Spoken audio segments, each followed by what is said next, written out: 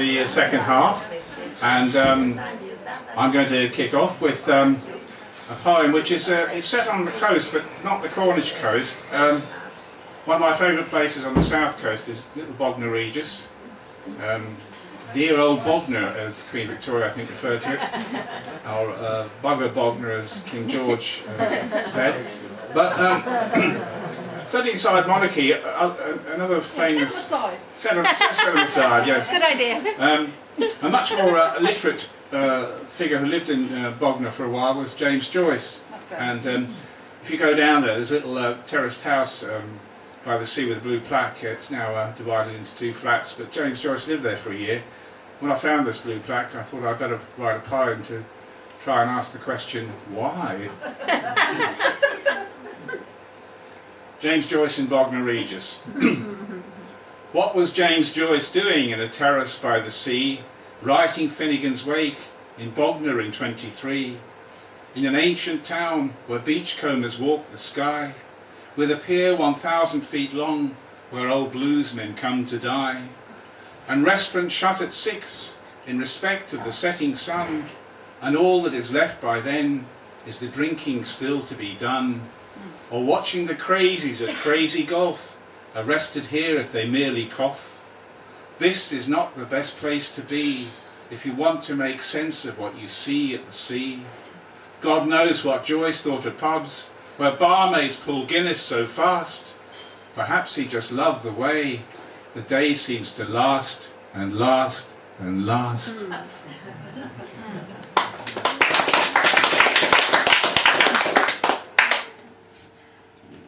Are you okay with that off?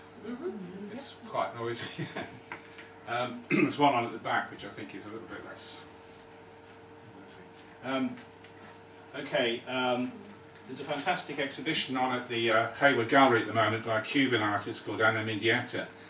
And she was born in Cuba, but at the age of 13 her family sent her to America to escape the revolution. But Cuba never left her heart, and she returned there 20 years later and created some terrific work in Cuba. So this is called Longing for Cuba, and in a poem Ana Mendieta wrote, when she returned in 1981, "My whole being is filled with want of Cuba."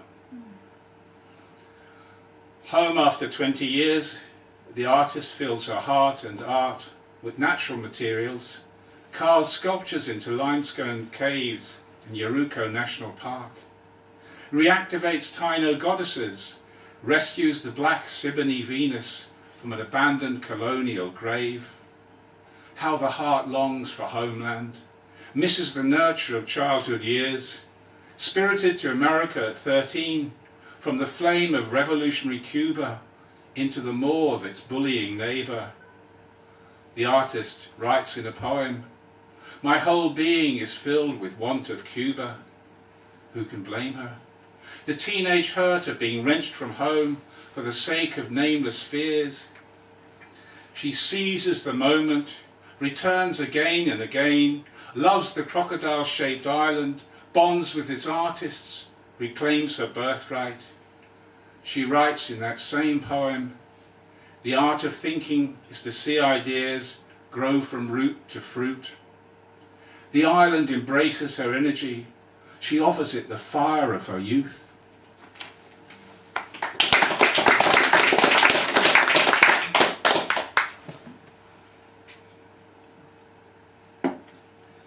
This is another poem set in Cuba. It features another artist, John Lennon.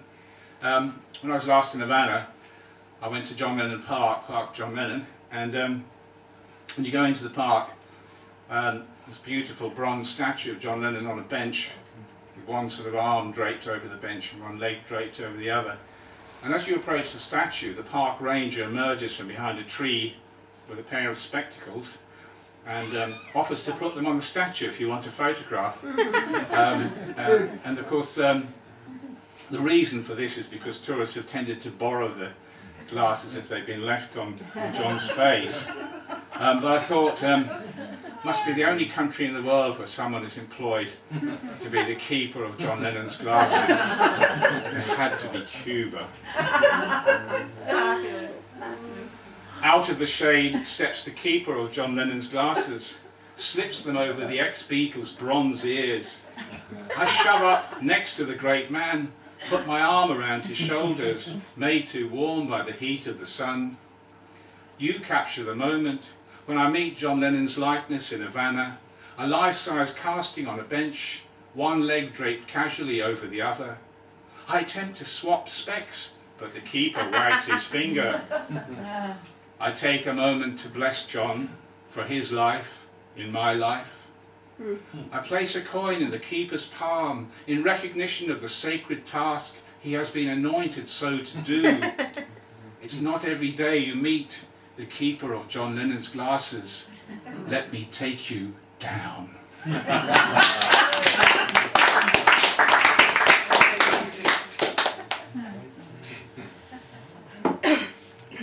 Next month it will be 50 years since John Kennedy was assassinated, and it's a poem about the reaction in my family, because Kennedy becoming president was, for my family, not so much an interest in his politics, some of them were progressive of course, but more the fact that he was the first Irish Catholic to become president.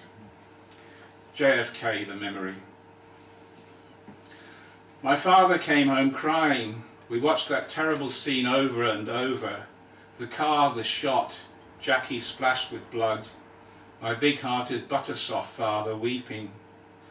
Now it's unfashionable to like you, but no one can deny your fire, your passion for change, or forget your precise haircut, your nervous smile. Do villains smile so? Were the blacks that wept pretending? Was it true you would have pulled out of Vietnam? I ask what might have been. They say you stepped with Marilyn. I prefer to remember you for banishing America's apartheid, for being young and hopeful in a world gone old and sour. My father loved it when you came to Ireland, munched soda bread from your hand in a farmyard on a soft day. He's one of us, my father said, who'd seen enough to take a leap of faith. You gave him hope, and others too. I put away the 60s, but not forgotten you.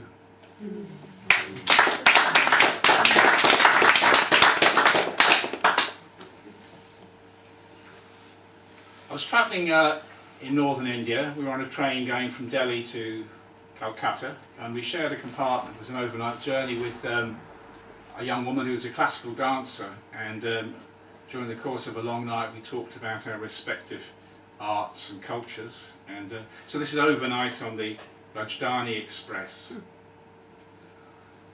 What kind of poetry do you write?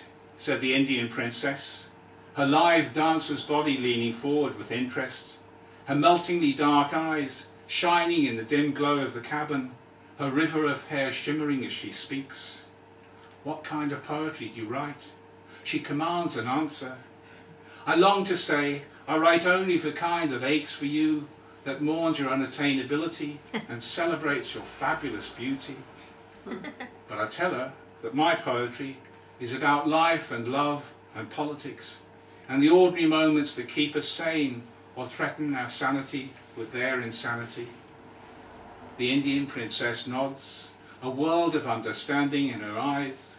She returns to meditating while the train rattles through this strange and magical night, sudden bridges and rivers emerging out of darkness, a lit boat moving slowly across a wide bay, a building picked out in red lights.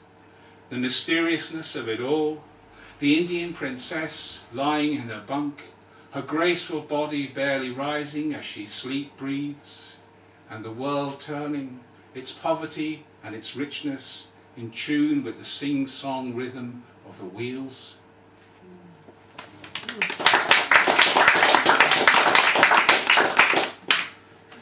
Right, this is my last poem, and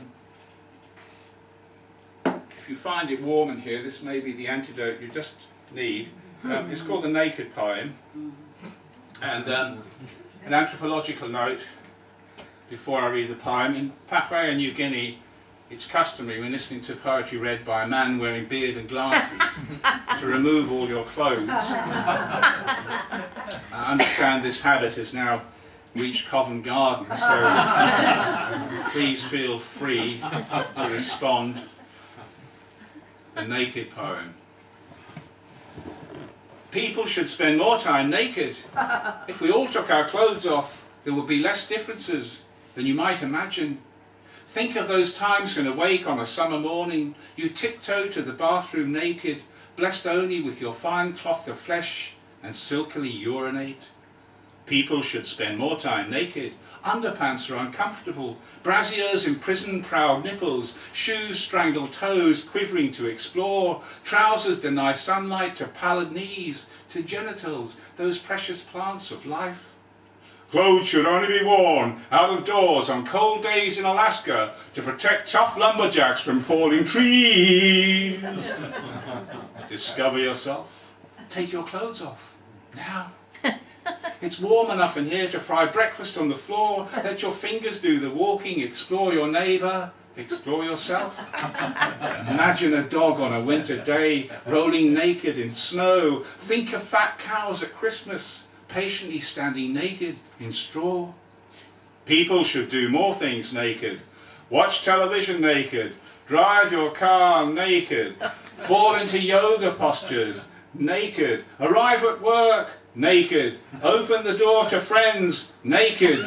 Make political speeches without clothes on. Go swimming naked. Get married in saintly churches naked. Go to war naked. Do not clothe yourself with guns.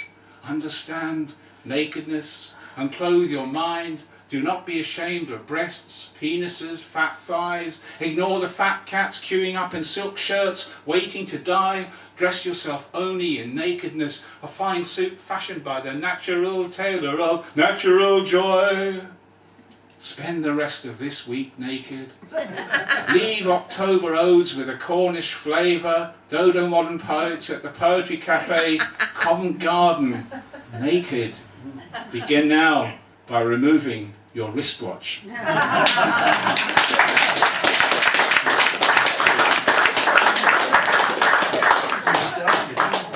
Has anybody obeyed that instruction?